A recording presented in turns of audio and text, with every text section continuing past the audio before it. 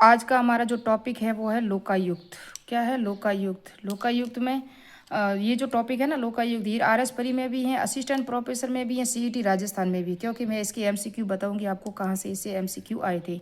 Second grade SST लोक प्रशासन में ये तो पहले भी था और अभी भी है। एसआई में भी है ये टॉपिक, सब इंस्पेक्टर। ये एसआई का सिलेबस है और ये देख सकते हो राजस्थान की पॉलिटी में कौन कौन से हैं, तो लोकायुक्त है। और ये सब इंस्पेक्टर का था सिलेबस, तो लोकायुक्त है। और आपको ये भी बता दूं कि इसके अंदर लोकपाल भी है, लेकिन लोकपाल के मैंने नोट्स नहीं बनाए क्योंकि मैंने बनाए हैं किसके अकॉर्डिंग, सेकंड ग्रेड के अकॉर्डिंग। ये आप देख सकते हो, यहाँ पर आपको दिखेगा लोकपाल भी है, ये रहा लोकपाल। तो ये भी है, तो लोकपाल को भी हम पढ़ेंगे। आज सिर्फ लोकायुक्त है और लोकायुक्त के ही एमसीक्यू करेंगे। नेक्स्ट पार्ट में हो या और दूसरा कोई पार्ट बनाऊंगी मैं जिसमें लोकपाल भी पढ़ाऊंगी। वैसे मैंने इसके सारे एमसीक्यू वगैरह सेकंड ग्रेड लोक प्रशासन में पढ़ाया हुआ है, क्योंकि लोक प्रशासन में लोकपाल और लोकायुक्त पहले दोनों थे, अभी सिर्फ लोकायुक्त है, लोकपाल हटा दिया गया है क्योंकि ये केंद्र से राज्य से संबंधित है ना लोकपाल लोकायुक्त। इसकी नियुक्ति पढ़ेंगे, धाराएं कौन कौन सी, इनका कार्यकाल, क्षेत्राधिकार, शक्तियाँ, ये सभी पढ़ेंगे, ये अधिनियम और इसके सारे एमसीक्यू कौन कौन से आए थे। और ये भी बता दूं आपको कि वर्तमान में लोकायुक्त कौन कौन से हैं, ये भी पढ़ेंगे और कितने प्रश्न आए हुए हैं देख सकते हो। ये लोकायुक्त की नियुक्ति है, यहाँ से भी प्रश्न 2024 में भी आया, सीईटी में भी आया। ये जो धारा है लोक प्रशासन लोकायुक्त को हटाने के संबंधित, ये भी धाराएं हैं। वर्तमान लोकायुक्त कौन है और ये सभी एमसीक्यू जो परीक्षा में आ चुके हैं। स्टार्ट करते हैं लोकायुक्त। लोकायुक्त लोकपाल और लोकायुक्त अधिनियम 2013। थोड़ा सा मैं वहाँ से जो केंद्र से संबंधित है ना वो ले रही हूँ, क्योंकि ये तो 2011 पहले तो आपको पता है 1967 में जो प्रथम प्रशासनिक सुधार आयोग, द्वितीय प्रशासनिक सुधार आयोग भी आए थे। दोनों आयोगों ने मोरारजी देसाई और वीरप्पा मोइली इनके अध्यक्ष थे, लेकिन कांग्रेस ने इसकी स्थापना नहीं की। किसने नहीं की? नहीं गठन किया कांग्रेस ने। कांग्रेस चलती रही आगे। इसका जो नाम था ना लोकायुक्त या लोकपाल या उप लोकायुक्त, ये एमएल सिंघवी ने दिया था। पहली बार जो नाम दिया था एमएल सिंघवी ने दिया था, ये भी याद रखना। और मैं आपको बता दूं कि जब कांग्रेस सरकार जाने वाली थी केंद्र में, तब उन्होंने कहा कोई भी आपको मुद्दा है ना, आप देखना कभी भी एग्जाम है, न्यू वैकेंसी है, कोई अधिनियम है, तभी पारित होगा जब चुनाव आने वाले होंगे, है ना। वादे सब किए जाते हैं लेकिन होता नहीं है। तो कांग्रेस ने भी नहीं किया। अन्ना हजारे का वगैरह का जो हुआ आंदोलन, बहुत सारे हुए, अरविंद केजरीवाल भी थी, किरण बेदी भी, बहुत सारे बाबा रामदेव वगैरह सब साथ में थे, आपको बता दूं। लेकिन नहीं हुआ। जब कांग्रेस अब चुनाव आए थे ना, 2014 को चुनाव थे, दिसंबर में ही, देखो मई में चुनाव होंगे 2014 में, और दिसंबर में ही कांग्रेस ने क्या किया, इसको लागू कर दिया। क्योंकि अब तो पता है कि आएंगे नहीं आएंगे, लेकिन ये बड़ा सा मुद्दा हो जाएगा। तो 17 दिसंबर को उन्होंने राज्यसभा में रखा, 18 दिसंबर को लोकसभा में रखा, और 1 जनवरी 2014 को ये राष्ट्रपति की मंजूरी भी मिल गई, और 16 जनवरी 2014 को ये लागू भी हो गया। ये लोकपाल की और लोकायुक्त दोनों की अधिनियम की बात कर रही हूँ मैं, 2013 वाला। तो ये कर दिया, लेकिन क्या पता, आपको पता है जब 2014 में क्या हुआ, बाजी पलट गई। बीजेपी जो सरकार है वो आ गई, मोदी जी आ गए। मोदी जी ने देखो लागू हो चुका था, लेकिन इन्होंने भी कोई कार्रवाई, नियुक्ति नहीं की किसी लोकपाल या लोकायुक्त की, क्योंकि अभी पता है ये बन तो गया, अभी चुनावी मुद्दा है नहीं, हम तो फुल फ्लैश जीत कर आए। अभी 2019 में जब ये जीत कर आए, और उन्होंने 2019 में पहली बार लोकपाल की नियुक्ति की थी, पीसी चंद्र घोष थे, तो उनकी की थी, है ना। तो आपको मैं बता दूं कि हर एक मुद्दा आपको राजनीति से जुड़ा हुआ है, ज़्यादातर होगा तो वो इनकी चुनाव वगैरह होगा या इलेक्शन आएंगे तब बड़े बड़े वादे किए जाएंगे। अभी को राजस्थान में भी जब सरकार जाने वाली होगी ना, देख लेना रीट की भर्तियां बहुत निकलेगी। REET first grade second grade हर एक एग्जाम बहुत सारे निकालेंगे जाते हुए, क्योंकि वो लॉलीपॉप दिया जाता है। तो यही था लॉलीपॉप यहाँ का भी, कांग्रेस सरकार ने भी दिया लेकिन चली नहीं, वो भी चली गई। अब बीजेपी आ गई, बीजेपी ने भी दिया, 19 में इन्होंने लागू कर लिया गया। अब तो ये हमारे पास मुद्दा रखा था ना, हर एक चुनाव के लिए पहले मुद्दा रखा जाता है कि जो लास्ट में हम हथियार अपनाएंगे। इस अधिनियम से पहले कई राज्यों ने अपने राज्य में लोकायुक्त नियुक्त कर रखे थे, याद रखना, क्योंकि वर्तमान में लोकायुक्त का गठन 1971 में महाराष्ट्र में, यद्यपि अधिनियम किसने बनाया था, उड़ीसा में, लेकिन गठन कर दिया 1971 में महाराष्ट्र ने कर दिया था। उड़ीसा ने अधिनियम बनाया लेकिन लागू नहीं हो सका, लागू 1983 में किया। और ये भी याद रखना, उड़ीसा में 1970 में अधिनियम बना, लेकिन 1983 में लागू हुआ, पारित कर दिया था, लेकिन 1993 से समाप्त भी कर दिया लोकायुक्त को। किसमें? एकमात्र राज्य उड़ीसा में। 2013 तक 21 राज्यों में एक केंद्र शासित क्षेत्र दिल्ली में द्वारा लोकायुक्त संस्था की स्थापना की जा चुकी थी, है ना। कब? वर्ष 2013 तक। अब हम पढ़ेंगे राजस्थान में लोकायुक्त, क्योंकि हमारा टॉपिक राजस्थान में है ना, राजस्थान पॉलिटी में कह दो या लोक प्रशासन में। राजस्थान में सर्वप्रथम 1963 में हरिश्चंद्र माथुर की अध्यक्षता में गठित प्रशासनिक सुधार समिति की सिफारिश पर उन्होंने सिफारिश की थी। कौन थे? हरिश्चंद्र माथुर, वेरी इंपॉर्टेंट है, ये एनसीईआरटी बुक में है। और राजस्थान में लोकायुक्त उप लोकायुक्त अधिनियम 1973 में बना था। ये राजस्थान कांस्टेबल में आ चुका है, सीईटी में आ चुका है। ये अधिनियम पूछा जाता है 1973।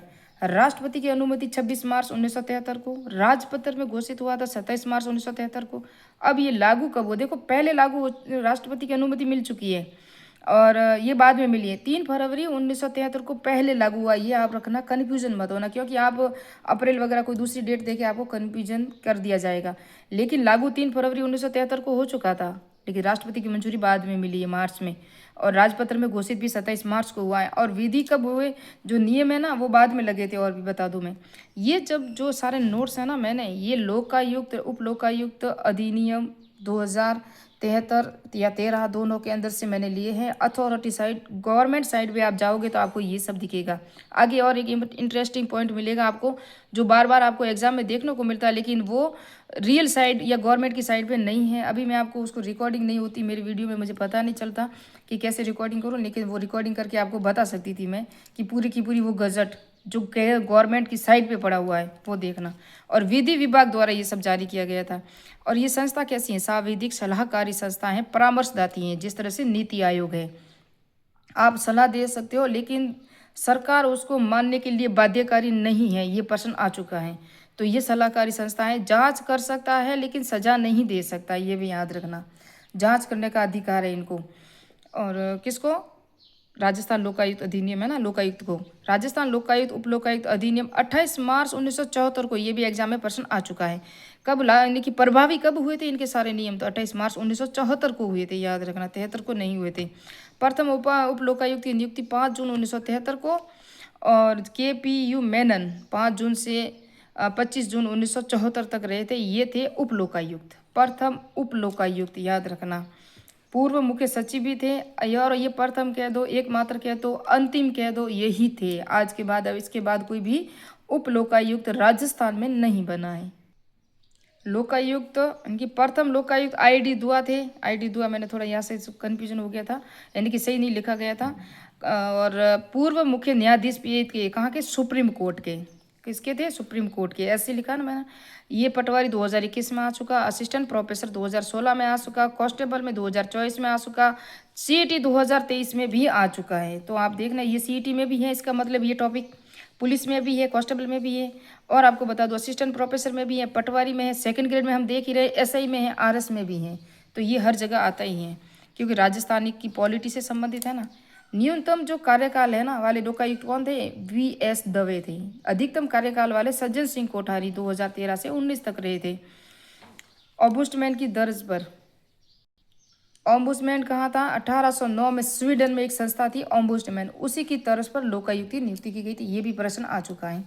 लोकायुक्ति धाराएं पढ़ेंगे, 23 धारा है, लेकिन इंपॉर्टेंट धारा है वो मैंने लिखी, जो बार बार परीक्षा में पूछी जाती है। धारा 1 में सिर्फ नाम है, राजस्थान लोकायुक्त उप लोकायुक्त अधिनियम 1973, है ना। इनका गठन कब हुआ, वो जो गठन बताया मैंने, प्रभावी कब हुए, लागू कब हुआ, राष्ट्रपति की मंजूरी कब मिली, गजट में कब जो पारित हुआ, वो सब एक धारा में। और धारा नंबर 2 में परिभाषा है, यानी कि लोक सेवा से संबंधित कार्रवाई, लोक सेवक ने अपने हित के लिए अपनी स्थिति का दुरुपयोग किया है तो जांच कौन करता है? लोकायुक्त। मंत्री और सचिव के मामले में ये सभी होते हैं, लेकिन मुख्यमंत्री इसके अंदर शामिल नहीं होता है। धारा नंबर 2 च, मुख्यमंत्री के अलावा मंत्री परिषद का कोई भी मंत्री जांच के दायरे में है, यानी कि मुख्यमंत्री तो नहीं होगा। किसके अंदर है? ये परीक्षा में पूछा गया कि कौन सी लोकायुक्ति जांच के दायरे में है, तो मुख्यमंत्री के अलावा, याद रखना। मंत्री परिषद का कोई भी मंत्री जांच के दायरे में है, ये धारा 2 की च में लिखा हुआ है।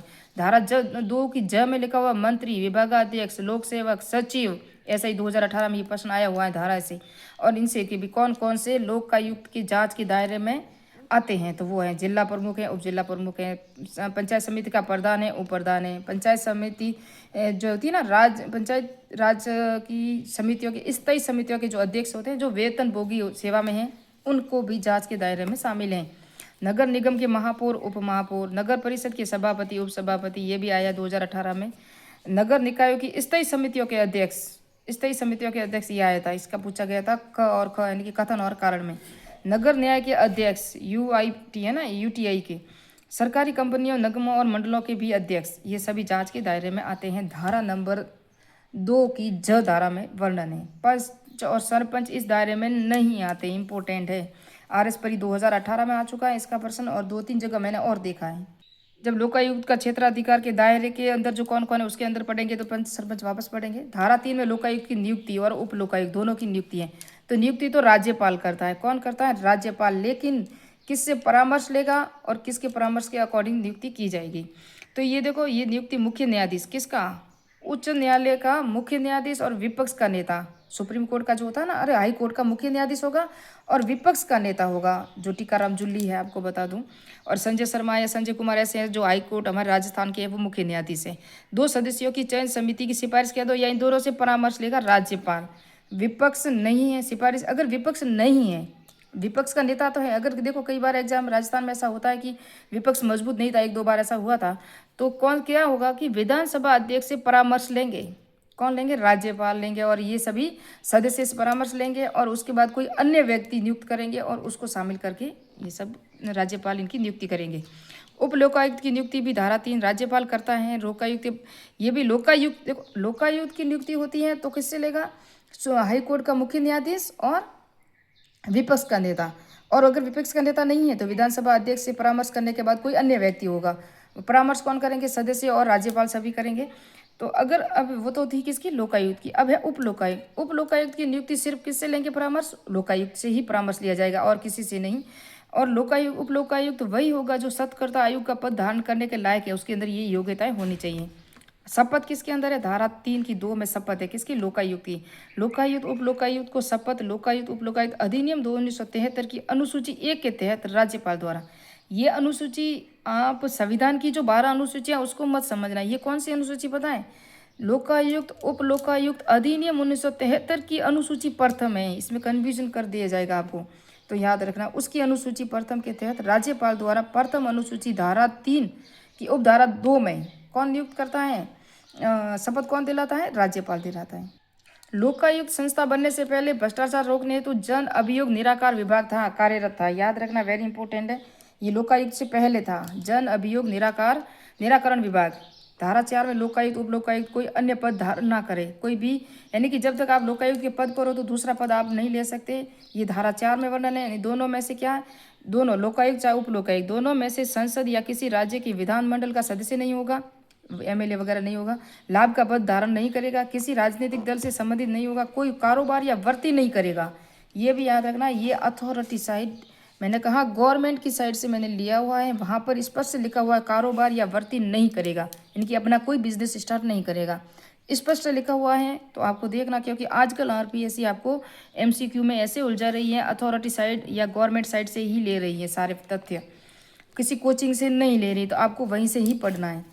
धारा 4 क की संसद व विधानमंडल का सदस्य है तो त्यागपत्र देना होगा। अगर आप कहीं एमएलए हो या विधानमंडल, हमारे राजस्थान में विधानमंडल नहीं है, हमारे यहाँ विधानसभा है, तो आप विधानसभा के सदस्य हैं तो आपको त्यागपत्र देना होगा, क्योंकि जब लोकायुक्त का पद धारण करते हो। धारा 4 ख में कोई भी लाभ का पद है तो त्यागपत्र, कोई भी किसी भी पद पर हो तो आपको त्यागपत्र पहले देना होगा, तभी आप लोकायुक्त के पद पर रह सकते हो। धारा 5 में पदावधि, सेवा शर्तें, कार्यकाल, यानी कि जो है ना, ये सब किसके अंदर है? वेतन भत्ते, ये सब धारा 5 में। कार्यकाल 5 से 65 वर्ष, ये 2022 में आया था, इनका कार्यकाल पूछा गया था। 2022 पटवार में भी पूछा गया इनका कार्यकाल, असिस्टेंट प्रोफेसर में भी पूछा गया था। तो कितना है? देखो, पद धारण की अवधि से 5 वर्ष और 2, या तो 5 वर्ष या 65 वर्ष। आपकी उम्र 65 वर्ष हो गई है तो आप भी पद छोड़ना पड़ेगा।